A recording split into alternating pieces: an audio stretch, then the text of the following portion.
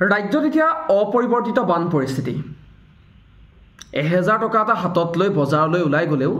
আপুনি এখন মোনাৰ আধাহে বৰ্তমান পাচলি আনিব পাৰে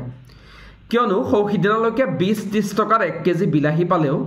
আজি 1 কেজি বিলাহীৰ দাম হৈছে গুৱাহাটীৰ বজাৰত 140 পৰা 150 টকা পৰ্যন্ত অৰ্থাৎ সেঞ্চুৰী কোবাইছে পাচলিয়ে 100 পৰা 150 টকাৰ তলত কোনো পাচলি পাবলৈ নাই তেনে পৰিস্থিতিত মন্ত্ৰী বিধায়ক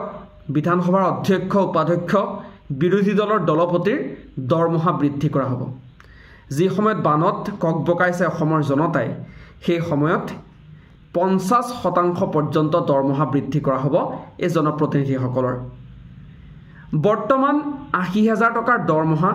অন্যান্য বানস ভাত্তা ইত্যাদি মিলাই প্ৰায় 1,20,000 পৰা 1.5 লাখ টকাৰ ইতিমধ্যে দৰমহা লাভ কৰি আহিছে মুখ্যমন্ত্ৰী মন্ত্ৰী বা অন্যান্য বিধায়কসকলে তাৰ উপৰিও চৰকাৰী সা-সুবিধাসমূহ আছে চৰকাৰীভাৱে তেওঁলোকে বাসগৃহ লাভ কৰে তেওঁলোকে লগোৱা লিক্সও লাভ কৰে পিএছও লাভ কৰে গাড়ীৰ যাতায়াতৰ খুৰাকি লাভ কৰে বা অসমৰ বাহিৰলৈ গলেও দৈনিক তেওঁলোকে 1750 টকাৰ ভাত্তা লাভ কৰে ভাবক যি সময়ত বানাক্ৰান্ত বানত ককবকাই আছে যি সময়ত 1 কেজি বিলাহী কিনিবলৈ আপোনাক 150 টকা লাগে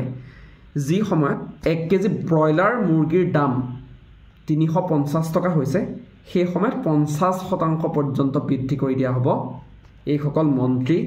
বিধায়কৰ দৰমহা ভাবক আমি কেনে এখন গণতন্ত্ৰত বাস কৰিছো